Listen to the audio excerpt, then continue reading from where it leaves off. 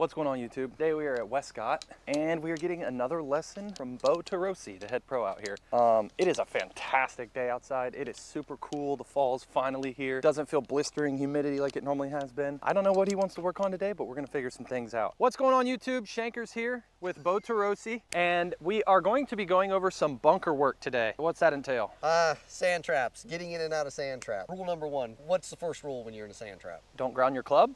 That is a rule. An actual rule or an unwritten rule? No, unwritten rule. Always rake the bunker. That's your caddy coming It out. is the caddy coming out. No, as a player, your first rule, unwritten rule as a player, you're in a bunker, get out in one swing. Okay, there we go. That's number one. Get out in one swing and then start worrying about how close or how far from the hole you are. So hitting these shots, this is the easiest shot in golf because you don't actually hit the golf ball. Our intent is to miss the golf ball. If you hit the golf ball in a greenside bunker shot, odds are this thing's gonna have velocity and it's gonna be far away. So the goal is to splash sand out of here, and the ball is gonna be somewhere in the middle of that splash zone, and it's gonna just get lifted out with the sand. Oh wow, so you don't wanna hit the ball at all? No, you know that pretty click sound that you've been getting, hitting full shots, you know, Yeah. ball first, then None of did that. it?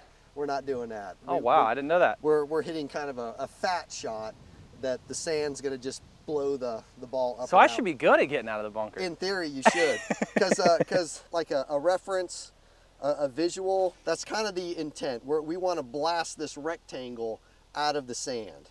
So I'm going to draw a line here really fast just for reference. This is where the ball is.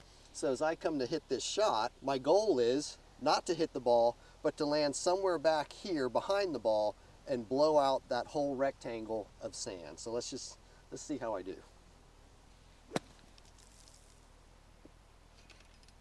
It's pretty good.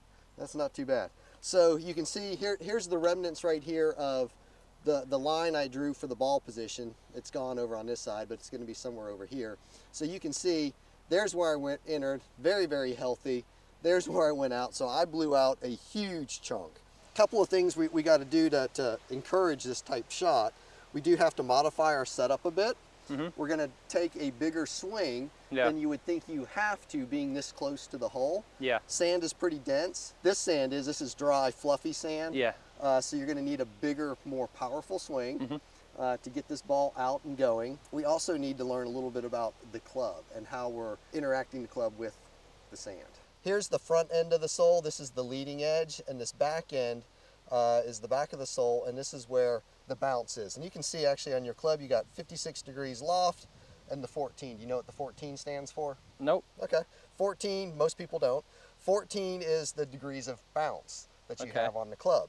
And this wide sole is actually referred to as the bounce. We call it the bounce because that's effectively what it does. Yeah. It bounces off of the turf, or in this case, the sand. So if I put this club down on the board here, the shaft is vertical, the leading edge is actually up in the air. The bottom of the club, this back part of the sole, that's what's actually touching the wood here. That's the 14 degrees of bounce. If you open this face up and make it point more and more to the right of the target, the bounce becomes greater. So we expose more of the bounce. We square it up, and if you do a forward shaft lean on it, we take the bounce away, so now that leading edge starts digging. Mm-hmm. We don't want it to dig. I'm going to put my board down, and we're going to see where the paint becomes on the sole of the club. Here we go. And then when you look on the wedge, where's the paint? Yep. Here's where I knocked the paint off of the wooden board. So that's the part of the club that actually hit the board, or if the board wasn't there, that's what's making contact with the sand. So here's the club face on going towards the target. The back edge of that bounce area, back edge of the sole, hits the board. So the board's not there, and I'm splashing this through, it's still back here. That's the bounce. So we have to learn to utilize the bounce to hit this shot. It's not coming in this way and hitting down like that. Yeah. When I put that leading huge, edge. Yeah. When I put that huge shaft lean in, that's the leading edge now digging in there. We don't want that. So in difference to a regular wedge shot, if I were on the grass over here, almost would be kind of Yeah. trying to catch it with that leading edge a little bit. Yeah, a little bit. Okay. You would. You know, and there's the bounce isn't exposed right now, but if you start opening up this club face and you're trying to hit that high You're gonna blade it. flops, yeah, you can see that you open that thing up so far, the leading edge is almost at the equator. Yeah. So on a tight, firm fairway condition, you're probably gonna, the average golfer is just gonna rocket this ball over the green. I got the letter H here. The inside rail, that's gonna be our body line. The outside rail is the target line. And then I've got the crossbar here. That's just gonna show us ball position and also help us a little bit for the visual of where impact is actually gonna occur. Not at the golf ball, we want it behind. So looking at ball position, we're gonna play this ball severely forward in our stance, kind of like how we would do a driver 3-woods. Next thing we're gonna do, we're gonna have a nice wide stance. You know, a lot of times when we've talked short game, or if you're taking smaller swings, yeah, you narrow the feet up. With this, we're taking a healthy swing, so we want a nice wide stance. Next thing we do, we're gonna dig our feet into the ground a little bit. One, this helps with stability and helps with balance. If we're stable, we can be balanced. Number two, it's lowering our center of gravity. So now the bottom of our swing becomes well underneath the golf ball. So the next setup change is gonna be, we wanna be leaning into that front side, the lead foot. In my case, I'm a right-handed player, so I'm leaning into my left side.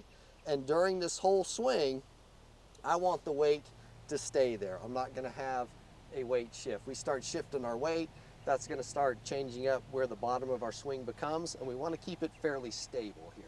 We're gonna try to get a little more bend in our knees and lower the handle. You know, in a normal setup, we're nice and high like this. With this sand shot, wide feet, squatting down and trying to lower this handle. This is gonna reduce the length of my swing, so it's not gonna be a complete full swing, but I'm gonna get a pretty good swing going on. My arms are gonna get somewhere up here, chest high, like a 9 o'clock position on a clock face, might even go a little bit more than that. You can see there's the line for the ball position, entry, exit. It's not deep, it's shallow. It's a shallow divot going through there. And it had a nice kind of thump noise. Yeah, when I heard went it, yeah. through. And that would be that bounce thumping on the sand and coming back up. I want to ask you a question, or you could stand there if you want to as well, but so when you're in your position, you get a little lower, you get your weight to the front. What is the feel when I'm looking for the ball's here, I want to come in here?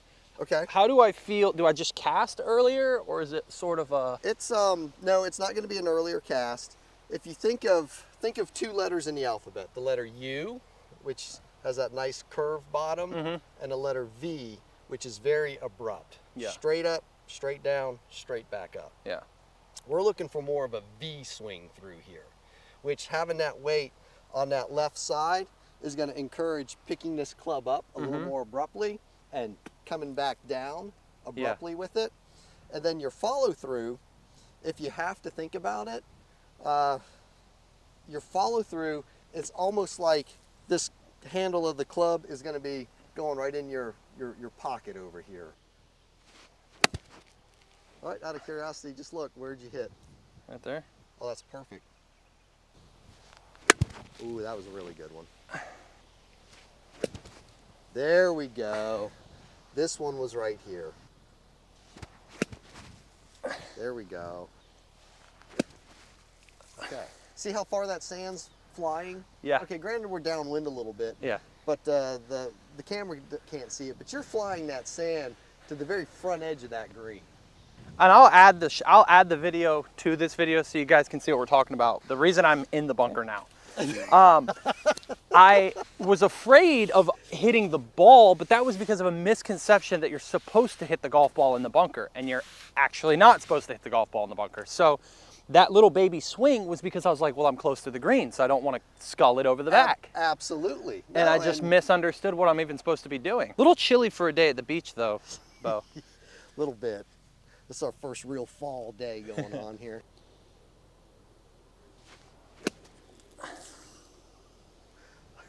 Pretty solid.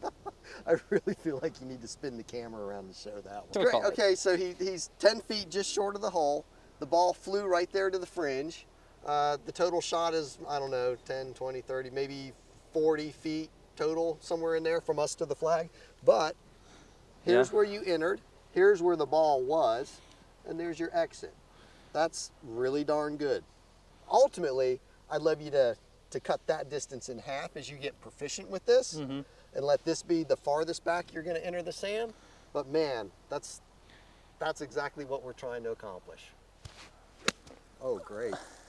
That one was behind it and still kind of caught the ball a little bit. You could tell a little difference in the thump noise. Yeah. It was a deeper thump, whereas this one was a more skim across, but you got closer to the ball. The ball was right about there. Here's where your first one was, so you moved it in another 1.5 inches or so. So you asked about opening the face or not. Let's try one. So when you open the face, you're creating more loft, so you're turning your 56 into a 58 or even a 60 potentially. The ball won't fly as far, assuming you make a good swing, good contact through here. The ball's not going to go as far, it'll go a little higher. So you might have to put a little more energy into the swing to make up for the ball going up, not out. Oh, lovely. Get in the hole. Go away, seriously.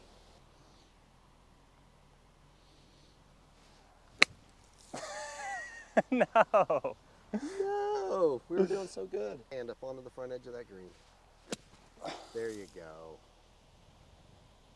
All right, we're getting back. Guys, if you enjoyed the content, remember to like the video, comment, and subscribe. And we're trying to reach 1,000 subs, so please share it with your friends. Catch you in the next one.